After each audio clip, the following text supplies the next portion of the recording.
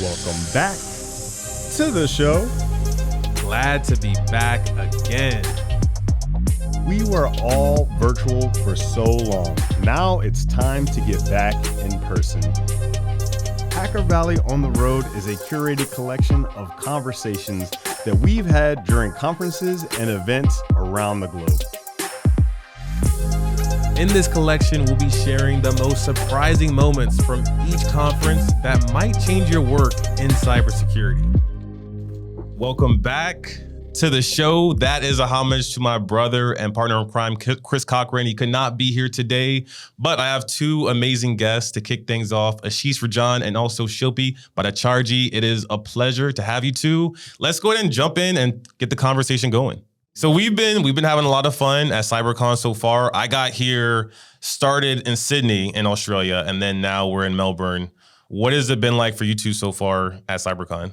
It's been a lot of conversations. We've actually surprised because this is one of the biggest conferences in Australia after COVID.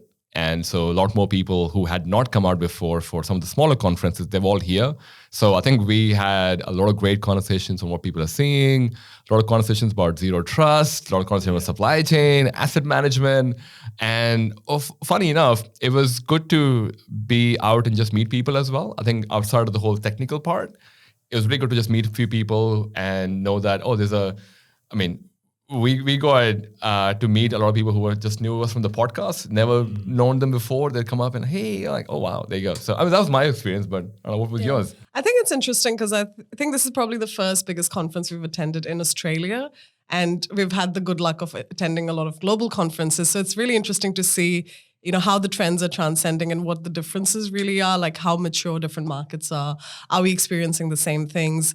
Again, the buzzwords, I think they carry forward everywhere. And I think yesterday I gave a talk on supply chain, and I think some of the buzzwords are there for good reasons. So I think they're buzzwords because we as an industry need to care about. But as Ashish said, it's pretty much the same things that we're talking about: supply chain, zero trust, asset management, observability. Like it's the similar things, but it's a little bit different because the governance in Australia is a little bit different. So there's no mandated SBOM. There's no GDPR over here. So there's those differences, but the conversations are similar. Different scale, obviously, Australia being a much smaller economy. Sorry, I was going to quickly say, the interesting part also was there were 25 talks running in parallel. Yes.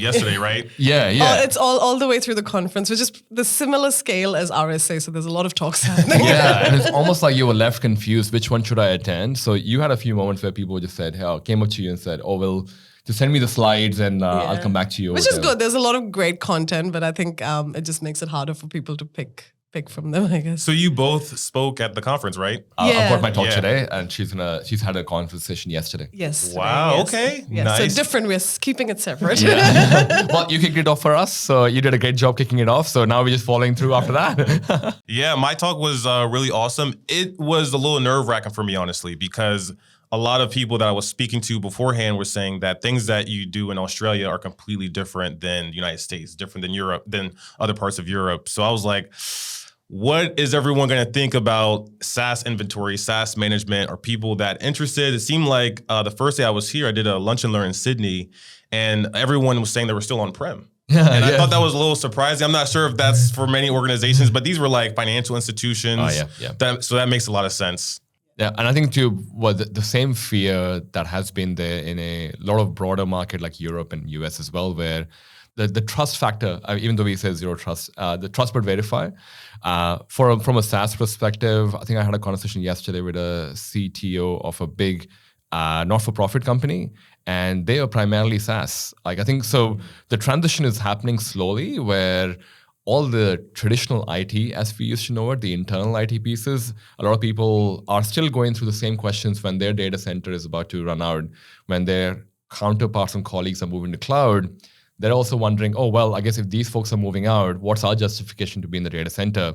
So they're switching to SaaS. But to what you said, for folks who haven't had the pressure point yet to go, we need to get out of the data center because I still have a 15-year lease remaining. Right. Yeah, so them like, I guess I want to use SaaS, but What they are talking about, although in the at least in the conference we spoke about, is a whole shadow IT thing being created by it. Right. Because all it takes is Ron to just swipe his credit card and smile. Like, I'll go, there you go. I've got Salesforce going because I want my team to. I don't have to wait the time to wait for my IT to start the process and wait for 2 weeks because I need to close this today. Right. Yeah. So that's definitely. So I'd probably say people who are saying that they don't know or they don't have any SaaS. It's just that it may be a shadow IT, they just don't know it. Because how many people know marketing team uses Facebook, like the G Suite platform, Google Analytics, they're all SaaS. Right. So it'll be really interesting, anyone out there who's not doing Google Ads as a company. So if you're doing that, you already have a SaaS. And you're just talking about the marketing team. Like you still have Canva, you got these Adobe suite of products, really everything. And for me, we use Riverside to record the podcast a lot of times. Riverside or Zencaster. Yeah. And those are SaaS apps that you might not really push through your IT team or your security team. It's like, it's $15. I got 3 users. Why am I going to go through this rigmarole of setting it all up? Yeah, 100%. I think, I mean, are you seeing the same as well, aren't you? Yeah, I think also something that I think we are becoming a bit more conscious of is, I think being like you're in the cloud security and the SaaS space as well. And I think being in cybersecurity and cloud security, we forget that there's so many different levels of maturity across the board and not everyone is in the cloud. So I think the words like, the buzzwords like CSPM and different things, like for us, we feel like everybody knows them. But I think we gave a talk in Amsterdam and also in London recently. And a lot of people in cybersecurity are still not familiar with those words. So there's that different levels of maturity and definitely in Australia as well. I don't think everyone's that mature yet. There are organizations that are really mature, but then there's some that just are not there yet, and because they just haven't been exposed to it. So it's really interesting to see, and I think us being in cybersecurity, I think we have to be conscious that sometimes we think, everyone's speaking the same lingo and we're all on the same board, but it's not the case. Everyone's in a different place. I want to hear a little bit about both of your talks. We don't have to go through because, people got to watch and got some slides, but what was the title and what was the idea of the talk that you had? Yeah, so I gave my talk yesterday, so thank God it's over. So I can be more relaxed about it. But I think it came from, at the beginning of the year, we were hearing a lot about supply chain. And I think initially we just went to a lot of the conferences thinking, it's a buzzword and everyone's just using it to like sell products and things. And so we started talking to a lot of experts. And what we started finding out is that supply chain is actually really genuinely a big issue. So it's almost my transition into the fact that I have now started advocating for people knowing more about it. My talk was called Who's Protecting Your Software Supply Chain? So it's that whole concept of who's actually responsible for your software supply chain. Obviously, I think everyone's now aware of the fact that it is going to be an issue. So one staggering fact that I read, which I was actually really surprised by, is that 1 in every 2 companies is going to have some sort of a supply chain attack in the next 3 years. That to me is really scary. And I read quite a few things. I spoke to a lot of people, and it seems like depending on whichever report you read, there's some form of truth to that. So I'm like, that is staggering. Like, that's 1 in every 2 companies. So who's going to look after it? Is it going to be you as the leader or the organization? Is it going to be your third-party vendors? Is it going to be, the person who's doing the open source tooling? But again, who's maintaining those open source tooling? So it's a really big conversation. And it's just something that I think people need to talk about, because my feeling is as a community, we need to address it, because the nature of supply chain is that everyone needs to own it.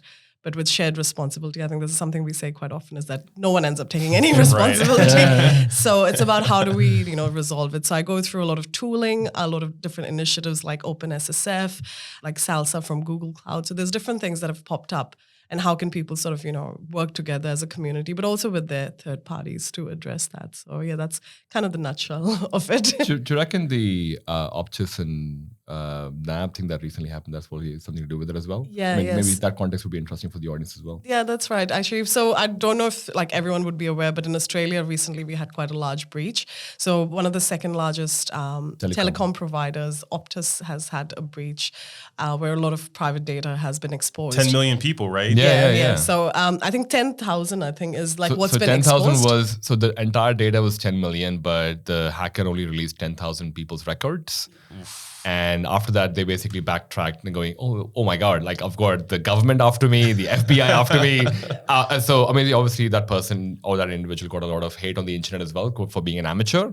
But as an individual, I think we had our driving licenses being exposed as well. And I think the NAB example, so you want to talk about the NAB example as well? Yeah, so I think that just those kind of breaches that have come up, people are kind of concerned about that in the Australian space as well. So that's really put like sort of that spotlight, because I think people are definitely looking at that. I was surprised. I started my talk by saying congratulations to everyone for turning up to another software supply chain talk, because there's so many, but people still want to hear about it. So I think worthwhile calling out as well that we now have a minister for cybersecurity. Yeah, who was also opening up the conference, right? That's right. So to elevate at that level, that just means that that's how important it has become. Especially after that, she made at the parliament, she had to make an announcement. Parliament is the equivalent of a White House, I guess, but she had to make an announcement about what the Optus thing was about and what they're doing. Like, it was a public address at a national television. So you kind of have to imagine how much importance cybersecurity got. Like, we had our neighbors asking for, hey, what do we do for our data? Like, I got this email that my passport is exposed. But when you go to a local authority, they're like, oh, sorry, we can't change your driving license because because of the overwhelming people coming in, what they decided to do as well, unless you actually have a genuine case of identity fraud, we can't renew it.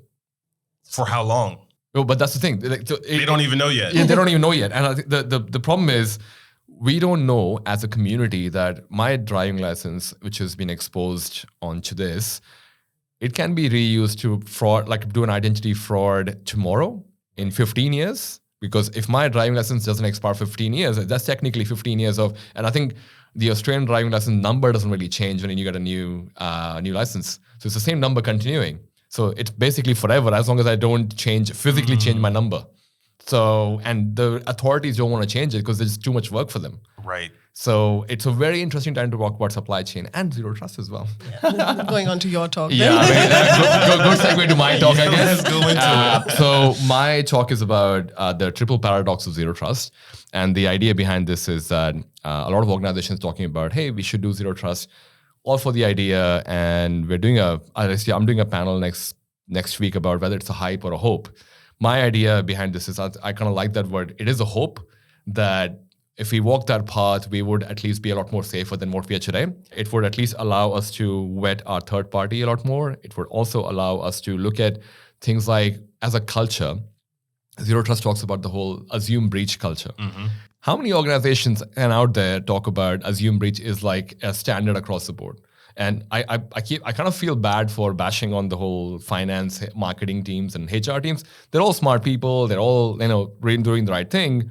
But if you kind of have the whole 2, 4, 5 layers of security for them, they're almost like, I just want to do my job. I don't really care about this. It's your job to do security. It's not their job. But zero trust angle kind of makes everyone go, oh, it's assume breach. Assume breach at marketing, assume breach at finance, assume breach at... So the one of the paradoxes that I talk about is the cultural change that's required to even make it happen. Mm-hmm. The other one being, a lot of people talk about zero trust as a technology thing, but it's actually not a technology thing. It's more like it's a shift in mindset. It's a thing which is going to take you years to get there.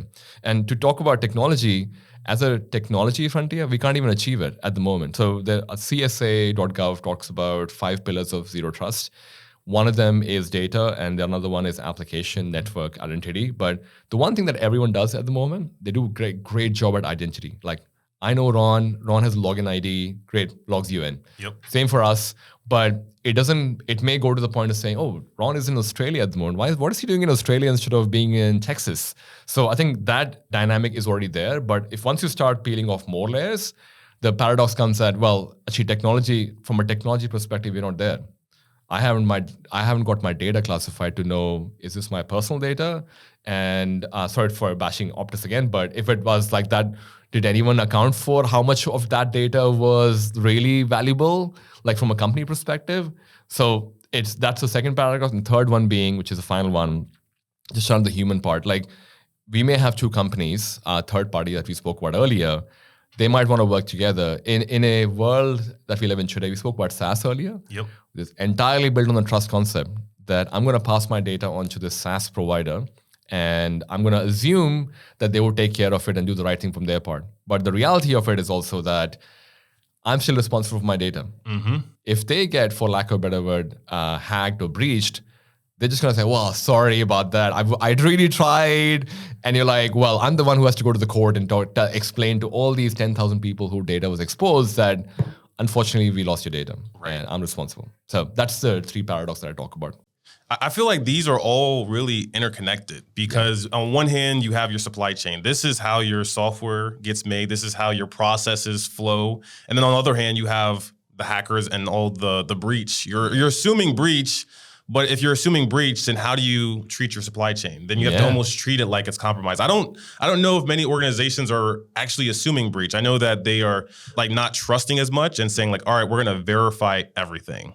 And I feel like two of the pillars of zero trust are, being followed. But when it comes to assume breach, I haven't really seen many exercises that are going on assuming that there's a breach before the breach happens. Well, it's only happening in the security teams. I just say that. So security teams are the only ones. Let's assume breach always. Right. So it works really well. I think, and this is maybe the shortcoming of our security field per se. And I've been a huge promoter of this conversation where look at how Apple iPhone, I'm sure Android has the same thing as well, but me being an Apple user, they introduced the passcode first, single digit alphanumeric. Then they went on to fingerprint. Then they went on to Face ID. People, like there was a gradual uplifting of security if you kind of look at like, from a cybersecurity perspective. And now as a user of Apple, it made my experience super seamless. I don't have to remember passcode or whatever. I just swipe my phone and it just logs me in. Now, if it doesn't log me in, I'm thinking, oh, something's wrong with my face. I don't know what I do. I don't know, I'm wearing glasses or am I wearing a mask? So that is how security should be. Unfortunately, anything security that we do in an enterprise space right now, nothing is like that. And I think that's where, to your point about assume breach is there. People have the idea, but it's only in security. Because for everyone else, it's a friction. It's not a seamless way for me to, I've logged in, I've done my job, I've verified everything. I didn't even realize time has passed. So that's kind of where I think the shortcoming is for, it's going to be in the security team for as long as we don't make it seamless for everyone else to adopt it. Mm-hmm. Assume breach is always going to be only in security. So we have 2 coins, really 3 coins here. And one is saying, hey, you got to focus on your SaaS inventory. That's going to help reduce, according to CSA, it could reduce up to 63% of security incidents because it's about SaaS misconfigurations. On the other hand, you have to protect your supply chain. Mm-hmm. On the other hand, there's these new strategies and mindsets, zero trust.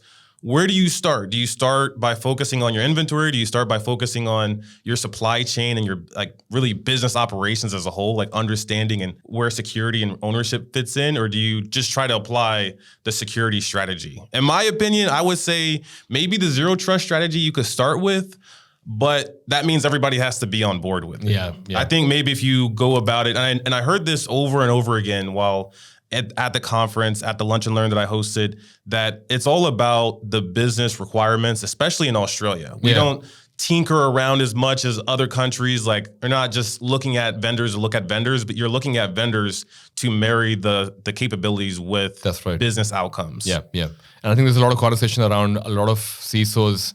Being a former CISO, I can say this, that a lot of conversations won't even happen if there's no business requirement for it. So the reason why someone would come to a lunch and learn or a table is more than just the free food and the conversation. It's more to the fact that I genuinely have a need and I am looking at vendors in that space. That's why I'm here. Otherwise, at any given point in time, CISOs would have a lot more things to look at. I definitely feel it definitely is a business requirement-driven model. And not saying that America or Europe doesn't have it. They do have it, but you see pockets of it. You don't see at a mass level where everyone's doing it. So maybe that's kind of where the difference comes in. I definitely found that as well. So you two are the hosts of the Cloud Security Podcast, which is amazing. I love it, and I would recommend everybody to check it out. You have, I feel like, a really insightful view of what you can do first, especially when you're lost. So I would love to hear, like, what have you heard over the years of just hosting the podcast? Like, where do people start? We have 3 different ideas. Like, where would you recommend to start when it comes to like watching the talks and then even trying to implement each of these ideas? I think you've really hit the nail on the head when you said it's about the business priorities. I think often when I started having conversations around these things, I used to always think, can we just give people a prescribed cheat list? You've got an organization, start with whatever, open source, and the next thing you do SaaS management, and the next thing you look at zero trust. But I think you've said the right thing. It really depends on the business. how big is your business? How much open source are you using? What are your assets looking like? I think every leader or every organization kind of needs to take a little bit of time to just do that initial hygiene to know, where am I sitting and what is my priority? If I'm not really using open source, then that's not really something you need to pay attention to. But, I've got lots of assets and I need to pay attention there. That's important. Or I've got my assets under control, but, overall, overarchingly, I feel like I don't know, where the trust is in my organization. So I look at zero trust. So I think when he said it's about those business priorities, I think it's a good idea for everyone to sort of start off with that, just knowing what you have. And then from there work, because as you quite rightly said, we've had so many executive orders that have come up in the last few years. Right. Do your SBOM, do zero trust. And for any leader, security leader out there, it's a challenge. It's great. You want me to do all these things. I've only got that much time and resources. A lot of security teams are very under-resourced. And they're constantly trying to fight these breaches that are coming forward, and there'll be a Log4j somewhere there. Something else is probably waiting for us, hopefully not in 2023. But that's the nature of a leader's job. And how do you juggle those priorities? So I think I would say definitely starting by doing a stock of what your priorities are and then addressing those. And that's probably the way you can start off with. Definitely. Knowing what you have is probably the foundational piece. I think it's funny, and I remember talking to Nathan from Exonis as well. And this is before Exonis was what it is today. And we still were talking about this very basic thing that asset management is one of the hardest things you can ever think of. Right. As simple Why as is it is. that? I know. As simple as it is, like, I just want to know what I have. And as simple as I said this, it is not as simple as getting finding that information. I definitely found that most of the conversation that I would have is people feel they have an idea. So there is an angle of, I think I know what I have. And then it's like what I really have. Like there are two buckets. And it's almost like you're always trying to feel confident that this bucket is what the only thing. There's nothing in this bucket. But the reality is there's always something growing in here. We spoke about the shadow IT thing earlier for SaaS. Right. That's also happening. I have no idea if someone decides to, like we used to have this thing called, there's another popular Australian cybersecurity person called Troy Hunt. He has a website called haveibeenpawned.com. Mm-hmm. So you can get now subscriptions to find out if your entire domain was ever in a breach list. And in a few of my previous companies, we used to do that as one of the things for employees, because what we found in my first company was that people had their work email used for public services, like for Canva. Oh, I'm just going to use @sneak.io or whatever. And suddenly you're like, shouldn't be using company ID for that. Yeah, I understand you're using it for company stuff, but if you want it, let's go through procurement, let's do the whole proper channel, do a single sign-on. But how many people hand on their heart can say this, that they would not have like small pockets of that in the company? It would be really like it's like you're searching the internet for finding where have all your employees, and the more the number of employees, the bigger the probability that they have not created on something popular. And by the way, they left as well.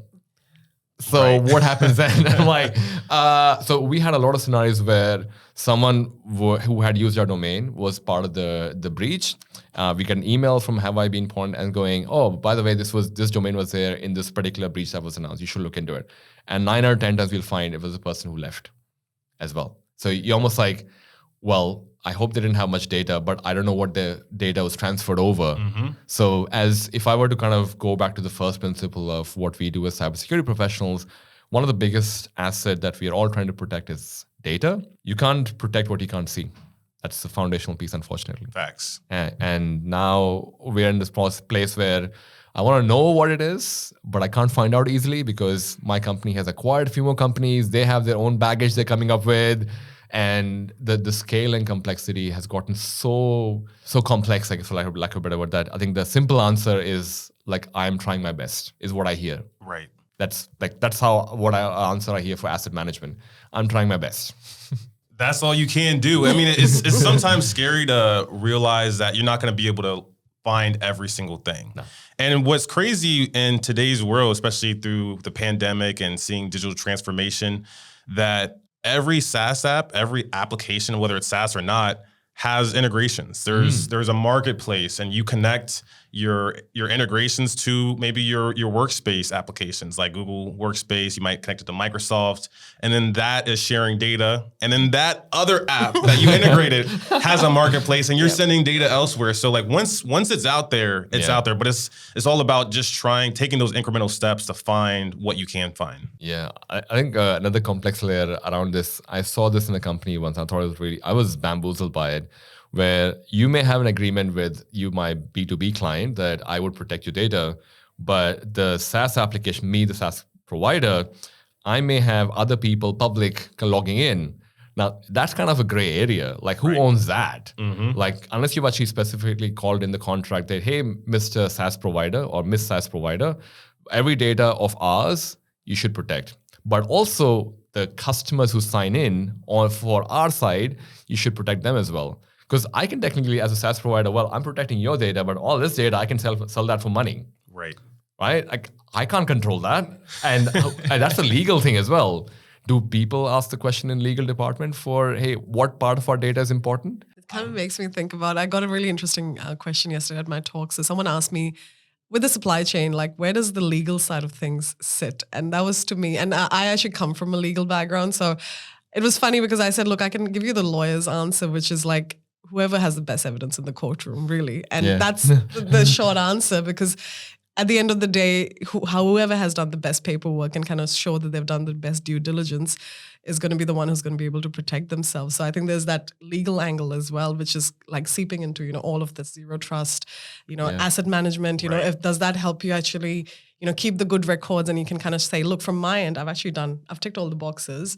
It's, my third party provider or whoever else. So I thought that was I haven't had a legal question asked before, but people are thinking about it, because at the end of the day, cybersecurity is a business and a legal problem. So you mentioned SBOM a few times. We got to talk about that, because I know that you two just took a new opportunity and you're really kind of focusing on the fundamentals, getting back to basics, helping organizations rethink about that classic problem of inventory and finding what really matters. So what's been new with you? I think no matter how many times you say SBOM, it's never enough. I think it's like nowadays I feel no conversation is complete without using the word SBOM. SBOM, yes. And I think it was funny because just yesterday I was actually speaking to someone who's working on a white paper for SBOM, and it was a conversation we were having to the fact that obviously, it got announced that, everyone needs to have an SBOM, especially if you're working with the federal government. But since then, what has happened? Like, people kind of have a good understanding of what SBOM is. Yes, it's a recipe list. It's a stock of what you have in your software. Yeah, break that out. What is an SBOM? Yeah, what's the acronym? So it's a software bill of materials, and people have explained it in different ways. So obviously, a lot of people compare it to a recipe list. I've seen that little recipe at the back of your, I think, whatever you buy, a packet of biscuits, and you've got that. So I see that used quite often. But yeah, it's really what's actually going into your software. So what the different metadata may be. What are different integrations that you may have. So it's everything that makes up your software. I think one of the challenges is obviously it's only as good as someone's record keeping. So if you've asked, your provider to give you an SBOM, but they haven't really done a really good job of actually keeping a log of what all they've put into that software, it's only going to be as good as, I guess, their record keeping. So that's a bit of a challenge. But also, I think what the industry is really keen to know is how are people actually going about solving this SBOM problem? And there isn't enough information out there, I feel, at least, because I actively do look for it and I'm curious to learn more about it. So we are trying to have more conversations with people. How are you actually implementing it? Right. It's great that someone said you have to have it, but how do we actually do it in real life? And it's interesting, those conversations. I'm really keen when this white paper does come out, or hopefully next year. I'm hoping we'll see a bit more context around what does it actually mean? We know what it stands for, and we've seen the recipe list, but how are people actually solving it at enterprise level as well? I think there'll be stages of it, though. I think there would be stages of people who would deploy different versions of SBOM, and it could just be as simple as, well, you would get one list every 6 months, or you would get one list every month or every year. I think a lot of people also said this, from a technology perspective and culture perspective, there's so much. Like, I think I'm going to use a SaaS example again. Having worked as a CISO before, I know a lot of SaaS providers you work with, they're not as mature in security. Leave it all SBOM, right? So, SBOM is like right on the other spectrum, and you're trying to deal with, hey, you should do MFA. What is MFA? Right. Do you guys really need it? Like, because we don't have anyone else asking for it. And you're like, well, you're working with the enterprise. But for them as a product, it's like, unless 20 people ask me, I'm not going to make MFA because I'm still getting money from 25 people. So there is that challenge that we don't talk about, and it's easy for President Biden to come online. And I mean, no ditch on him. I'm sure he's not a technology person, but for him, he's been given advice that, you should ask everyone to do this, and it could be a great national service if you do it. I think he used the word national, like a contribution to America or something, and going, wow, like if you actually do this, like national deed. But I think it's a good start. I definitely feel it's a good start because no one was really talking about, like holding your, third parties accountable for what they've actually put in their software. So I definitely feel like it's definitely sparked a really good conversation, and it's making people think, actually, what is in my software? I probably need to know and let the other person know as well.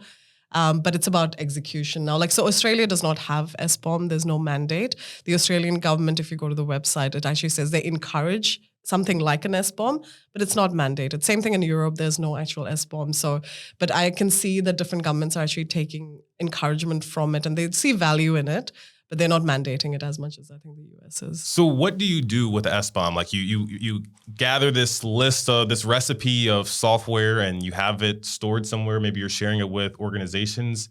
Who is looking at that and what are they doing with it? Yeah. And that's the exact question I think we're trying to ask everyone. Like, how are you actually doing it in your organizations?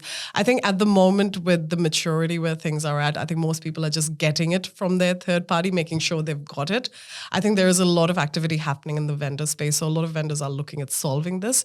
Maybe a little vulnerability management activity in there. You might be able to say, all right, this particular software is vulnerable a lot. What version is running on it? Yeah. Exactly. So a lot of scanning, a lot of vulnerability management, all of those things. There's lots of different products that we're hearing of that are going to be popping up. So I guess 2023 will be a year where we'll see, I would be surprised, like if you don't start seeing some specifically, we're going to solve your SBOM challenges. Right. We're going to help you identify, what's actually in your software, which one of those components are vulnerable and have that audit probably ongoing. Like there's always room for any of the softwares to have that continuous monitoring aspect in there as well. Right. I mean, you can put a maturity angle to it as well. If you were to put like a maturity scale out there on the very beginner stage on the left, I would probably say just knowing what you have is a great thing. Like a lot of, as I said about the maturity for a lot of third parties you might work with, or even internally when you work with. I think we had a lot of conversations where people could not even find who was the owner for a particular application inside. Like even that is a thing. And I'm like, oh, wow. So it's not even just finding the asset. You find the asset, but you don't know who the owner is. So solving that is like, for me, it's like step one for maturity. All the way on the other end is where you have some kind of automation. And I think one of the product companies, I can't remember the name, but they actually have it on their website. So you can actually see that SBOM on the website. I think it's like whatever website /SBOM. And you see the list of everything that they have, which is updated. It says the last updated date as well. I mean, I haven't gone back and checked, but I'm assuming that happens periodically, like every day or every week or every month or every 6 months. That's the next level of maturity where it's no longer a conversation. It kind of becomes the same as HTTPS, where it's just that, well, it is just expected. Right. That's the level of maturity we would love to get to and the industry should move towards. Like for people who may be listening in or watching, they can go, okay, how am I on the scale of knowing what I have versus I have it on my website, my ingredient list or recipe list, as you called it, that gets updated every time I change the recipe. Right. So that's the two extreme for people who may want to think about implementing it. It'll be interesting how they solve it for open source, though. Because if your software has ended up using open source code, right? How do you You look underneath of the hood? It's all open source. Yep. It's all. We're all using a lot of the same things, and I think this idea of SBOM and like that topic of having the inventory of that is really the next frontier because we're moving more and more into a code first world. Yeah. And what I love about this conference is you get to learn about these topics. You get to hear from the experts and it's electrifying to be back in person. I was getting a little stir crazy. I love the virtual conferences, but for anyone that wasn't able to make it, that wasn't able to be here with us, what is one thing that you would want to share with the audience at home to say, hey, this is a few of the important things that are actually happening at the conference? I would probably start by the theme that was across the board. Some of the themes that they had was cloud, zero trust. And this is the reason I mentioned the theme is because for people who would not have attended, it's always good to kind of see where the market is going. And it's almost like a good zoom out for what should I be focusing on for my next promotion or whatever. So there's a lot of conversation around cloud native, cloud, zero trust, supply chain, a lot of conversations around CISOs and board conversations, which is, I guess, what's always been the case anyways. Right. But for anyone who's trying to go into that leadership space, there definitely was conversations around that. There were some of the conversations we spoke to people, they were talking about the whole Russia-Ukraine thing as well. A lot of that. Yeah, there's a lot of that. So I guess it's a hot topic. So if you wanted to kind of get some insights from, say, what was the Microsoft Threat Intelligence team listening to, some parts of it were exposed during the conversation. So that was kind of like the themes that I saw.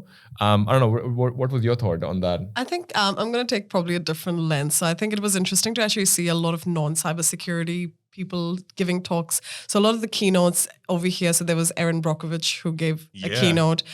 There was Sully from that movie, Sully, if anyone's watched that. Today, So I think there's that interest about like cybersecurity being more than just a cybersecurity problem. So it was interesting. I was part of the production for a podcast with the person who wrote the book, This Is How They Tell Me the World Ends. And I think she said something really nice. And I think I'm starting to see a bit more of that in this conference, is that cybersecurity is not just a technical problem. She says that it's a societal problem.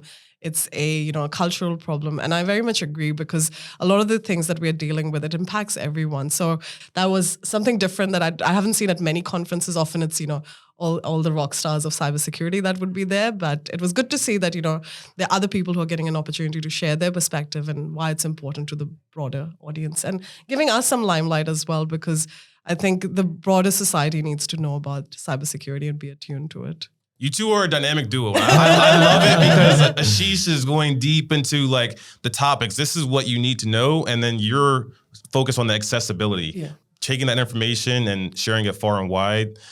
Ashish, Shilpi, thank you so much for joining us and sharing the conversation and just letting us know like what's coming up, and also the differences between like how things are done in Australia versus the rest of the world. Because we all need to see it. We can all learn from each other. So with that, we'll see everyone next time. Thank you. Thank you so much.